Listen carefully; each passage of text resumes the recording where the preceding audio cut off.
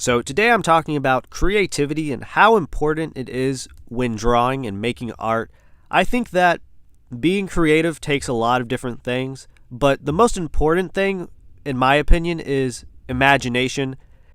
I feel like the younger you are, the easier it is to be imaginative, especially as you get older with all the advertisements and programming.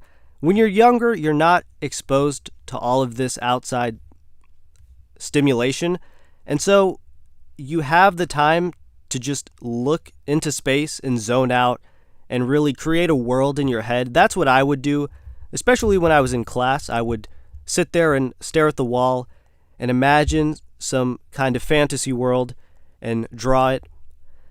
Of course, that's not the best thing for getting good grades, but you get the point. So when you're younger, you want to explore and find things out. When you're a kid, you don't have a filter and you're not held down by anything. So that's a good thing to keep, is a childlike sense of imagination, because that's really the best kind of imagination.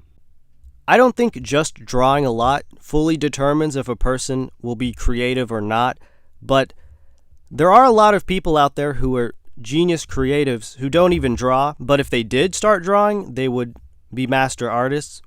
So it's more about just looking around at the world, at nature.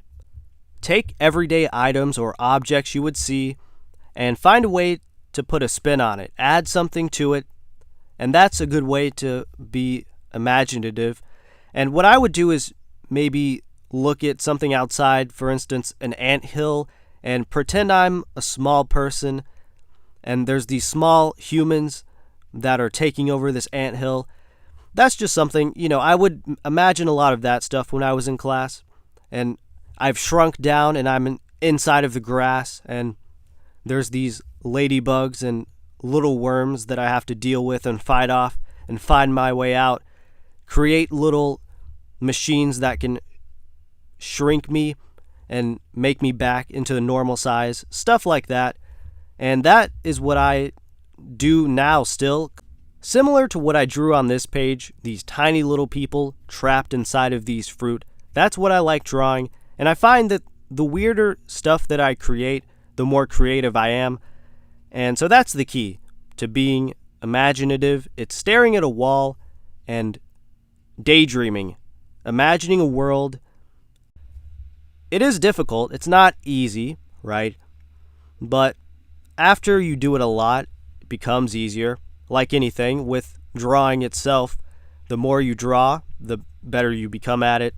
And so if you want to have a more imaginative mind, you have to actually work at it. You can't just expect to be more creative overnight. Sometimes drawing isn't even the most important part. It's more about observing what you are drawing and memorizing it for later. Sort of like Kim Jong-gi. When he was young, he would constantly draw, which is how he got so good at it. But he could also memorize every single part inside of a car engine and motorcycle. That takes an extreme level of observation. He was able to recreate replicas of real-life machines and then add in his own imagination and creativity.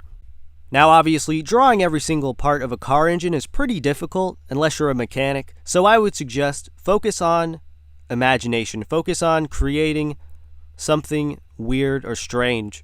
And then later on you can observe things and really learn how they work and draw every single part of them, and then combine the two.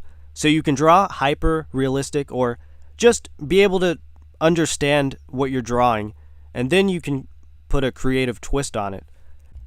But that's about it for this video. As you can see, I drew a lot of fruits here with people. I thought the apple would be a lot easier to draw, but it's probably the worst on this page. The other ones are pretty good, I guess. But yeah, that's all for today. Goodbye.